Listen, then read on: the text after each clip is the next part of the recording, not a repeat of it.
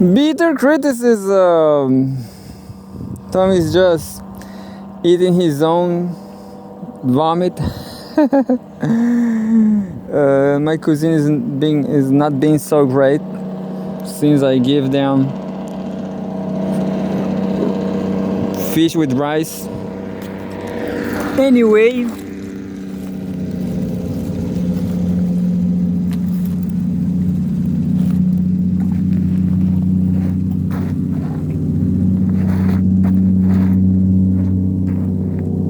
this is like the Woody Allen's joke that any whole Woody Allen's joke that life is full of crap.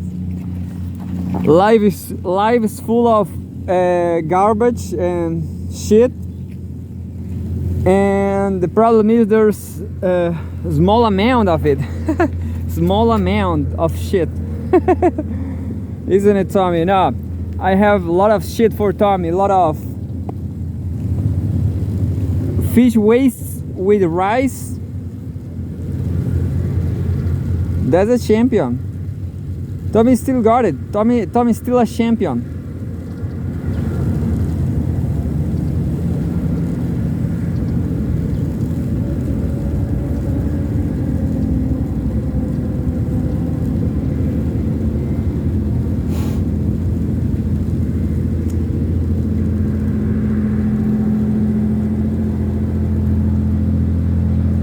So let's read some, I don't know, Russia Today. Yeah, yesterday I didn't read Russia Today. And you know, I heard this Brazilian journalist, Leonardo Atush. He said that Russia Today maybe is no longer censored, but you never know. The truth is, some time ago I was uploading some videos talking about Russia Today, Russia, you know, and YouTube just censor it, just block it, just cancel my Russia videos. I mean, in the headline, in the name of the video, I was talking about Russia Today, and that's it. YouTube just canceled it. 6 months ago, 1 year ago. Now, who knows? You never know, you know. Pepe Escobar said yesterday on Pepe Cafe, his YouTube channel, that Trump is waging a cold war against the whole world. So you really don't know what's going on.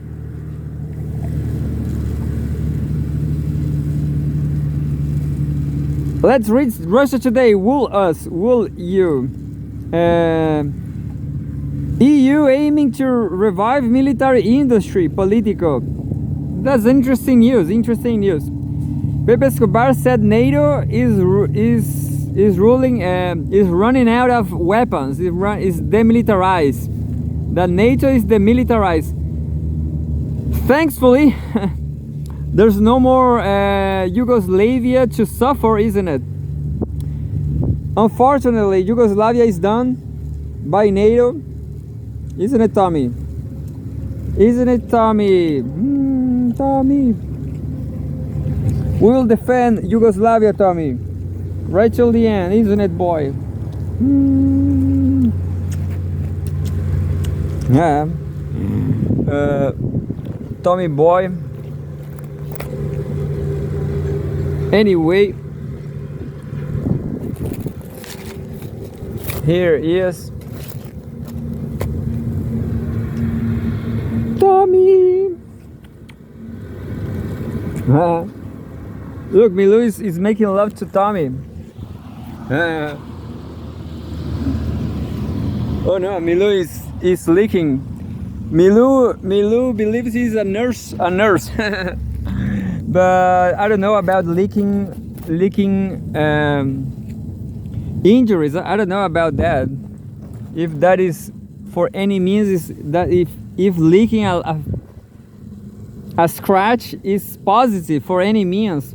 So Bilu, stop it. March 14th, 2025, Home World News. EU aiming to revive military industry. Politico. Brussels has been pursuing a path of militarization, citing the existential threat from Russia.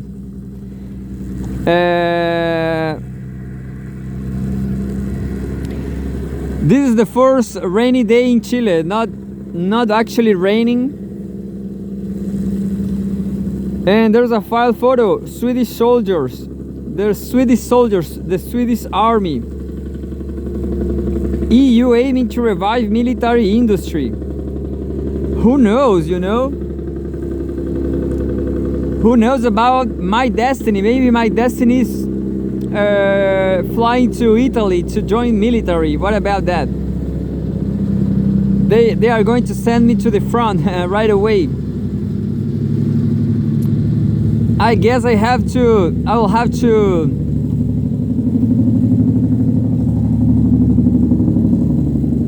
I will have to hide like a chicken. I will have to go to the bedroom. I will send to the front, and I will ask to go to the bedroom, and then I'm going to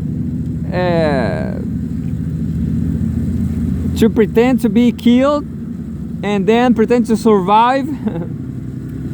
Yeah, so go away and claim to be a hero. What about a hero? The European Union has laid out plans to revitalize its military industry, citing an alleged quote-unquote existential threat from Russia and concerns over the future of NATO.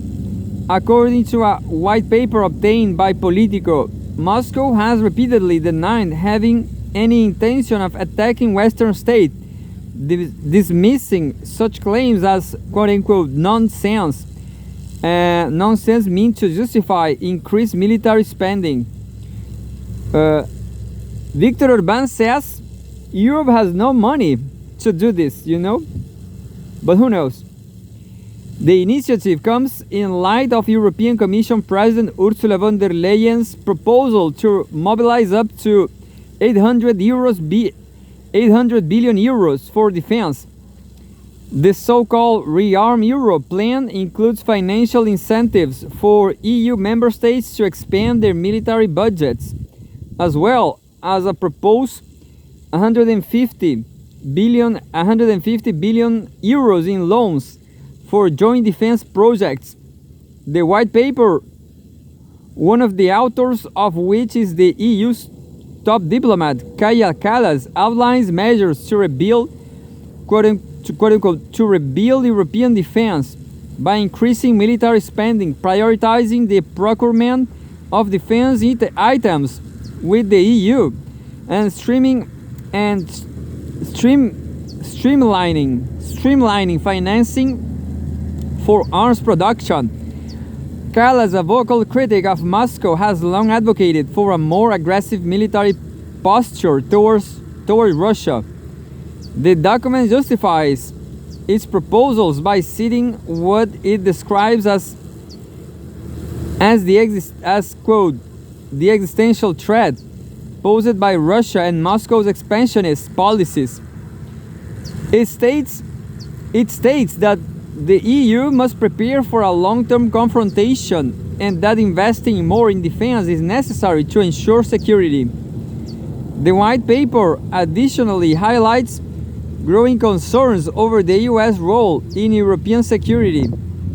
It warns that Washington's shifting policies under President Donald Trump could weaken NATO's capabilities, meaning that the EU will have to take greater responsibility for its own defense. The document refers to NATO as the, quote, the cornerstone of collective security, end quote, and argues that Europe must do more to ensure the military bloc remains intact. Another key aspect of the proposal is increasing assistance to Ukraine. The white paper calls for additional military aid, including the supply of 1.5 million artillery shells, expanded training programs for Ukrainian forces, and continued integration of Ukraine into EU military initiatives. Moscow has repeatedly denied any intention of attacking NATO or EU member states. Russian President Vladimir Putin has dismissed such claims as nonsense, as quote-unquote nonsense meant to scare the European population and increase military budgets. Russian officials have also vehemently condemned the EU's recent militarization efforts and vilification of Moscow, arguing that it is a path that only leads to more confrontation and undermines peace efforts in the Ukraine conflict. Definitely, I know people that strongly believe that Russia will invade any country in which they live.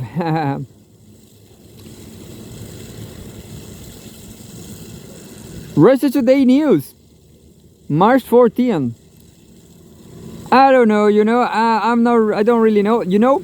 What I guess about all this military stuff, this military threat from Russia, is that nowadays Russia has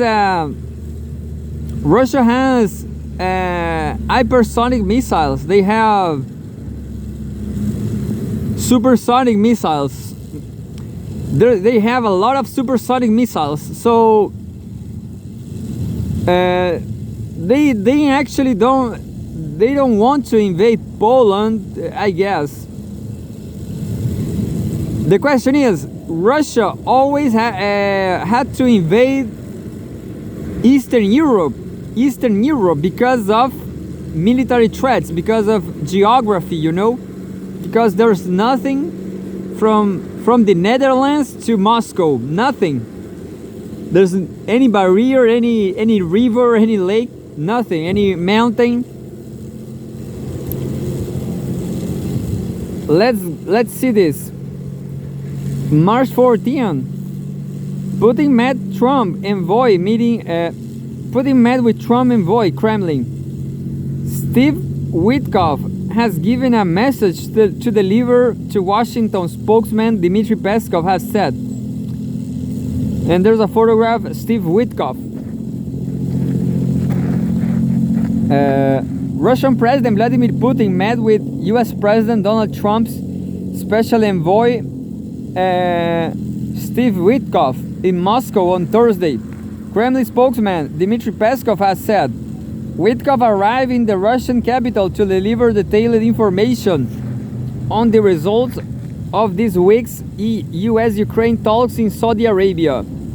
Following their talks in Jeddah on Tuesday, Washington and Kiev published a joint statement in which Ukraine agreed to a proposed 30-day ceasefire with Russia, while the US announced the resumption of military aid and intelligence sharing with Kiev. On Thursday, media reports suggested that Witkoff had personally traveled to Moscow to deliver details of the proposal to top Russian government officials, who have yet to issue a formal response.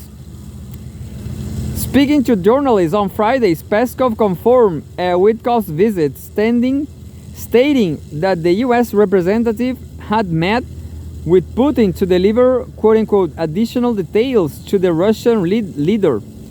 Putin also gave the envoy quote-unquote information and additional signals for President Trump, Peskov said. During a press conference on Thursday, Putin stated that Russia quote-unquote absolutely supports the idea of resolving the Ukraine conflict through peaceful means and is ready to discuss Trump's ceasefire proposal. The Russian president suggested that dialogue could include a personal conversation with the US leader. However, he stressed that all the details of a ceasefire must first be clarified, noting that Moscow is not interested in short-term solution and instead wants to reach a lasting resolution of the conflict. Putin cited a system of quote-unquote control and verification to monitor any truce, as well as Kiev's potential attempts to use the pause in hostilities to rearm and reinforce its troops on the front line.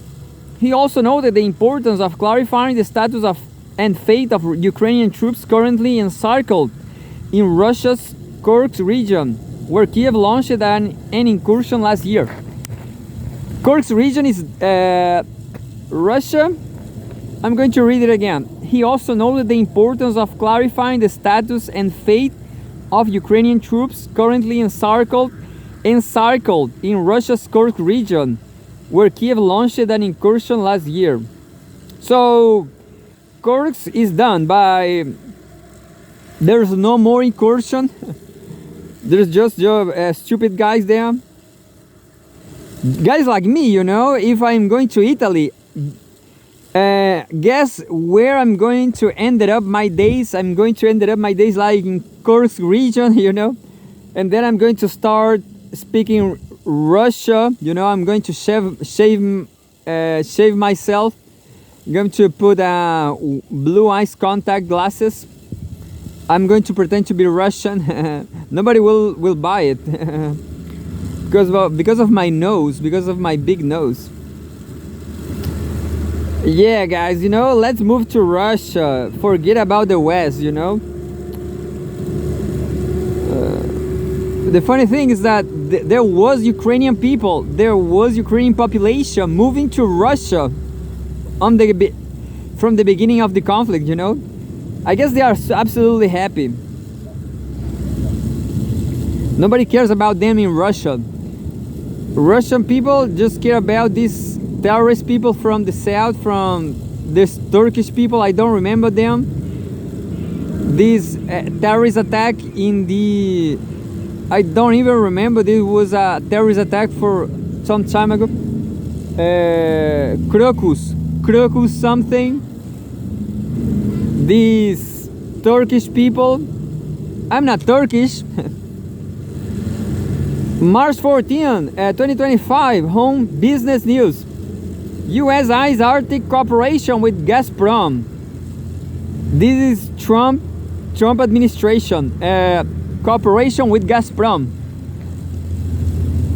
Bloomberg, Moscow and Washington are in quote-unquote preliminary contact on global energy projects, the news agency has reported. Moscow and Washington are currently in talks over the possibility of future cooperation with Gazprom on international projects, including in the Arctic region. Bloomberg reported on Thursday, citing Russian and European officials. The news comes as the US seeks to normalize relations with Russia and gain access to the economically important region. The Arctic has drawn increasing global attention due to its vast untapped energy and mineral resources, as well as its strategic trade routes. Russia has been developing its northern sea route, the shortest shipping route between Western Eurasia and the Asia Pacific, running through its Arctic and Far East regions. The route has been extensively modernized over the past years, with investment from India and China, which hold stakes in several Arctic energy projects. One of the sources told Bloomberg that Russia's state-run energy giant Gazprom could offer the US involvement in ventures in the Arctic region and some offshore projects such as the Sakhalin liquefied natural gas project if sanctions restricting foreign investment are overturned. Unnamed sources familiar with the matter told the news agency that talks between US and Russian representatives on potential collaboration with Gazprom are at the stage of quote-unquote preliminary contacts. It is reportedly unclear how is leading the reported discussions or whether officials from the administration of US President Donald Trump are directly involved. US Gazprom cooperation could involve joint projects in Europe and Asia, several sources said, adding that it could be part of Washington's broader push to weaken Russia's ties to China and Iran. Bloomberg noted that the step could also promote business opportunities following a peace deal to end the Ukraine conflict, which Trump sees as a top priority. Early this week, German news outlet Corrective reported, citing its own investigation, that Russia and the US were negotiating a major deal that will allow the resumption of Russian energy exports. The months-long discussions could reportedly involve US companies buying parts of the Nord Stream pipeline infrastructure and stakes in 3 German refineries owned by a subsidiary of Russian energy giant Rosneft. Neither the Kremlin nor the White House has officially commented on the reports. President Vladimir Putin said on Thursday that Russia could resume gas exports to Europe through the undersea pipeline once Moscow and Washington reach an agreement on energy cooperation. The Nord Stream 1 and 2 pipelines, built to deliver Russian gas to Germany and the rest of Western Europe, were destroyed by blasts at the bottom of the Baltic Sea in September 2022. The Nord Stream 2, I guess. Yeah, the Nord Stream 1 and 2 pipelines. The question is, as the analyst says, Russia is trying to fight a war against Russia. Rui Costa Pimenta also said that now Europe, they are figuring out how to fight a war against Russia. But by this time, Europe cannot do it because, as Viktor Orbán said, Europe has no money to do it. And it started to rain right here in Chile, the first rain of the year. For me, it's done. I'm done.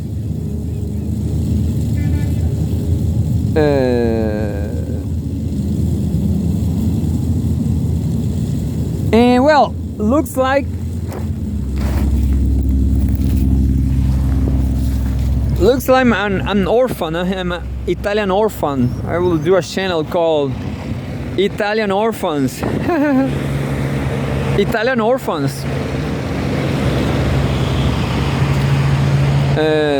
No money, no job, no family, nothing. Just Tommy. Just you and me, Tommy. Tommy! It's fine. Emil and Milu. It's fine. And that's it. So Europe is done. Europe is done. Russia and the US are friends again. But people are saying that Russia is waging a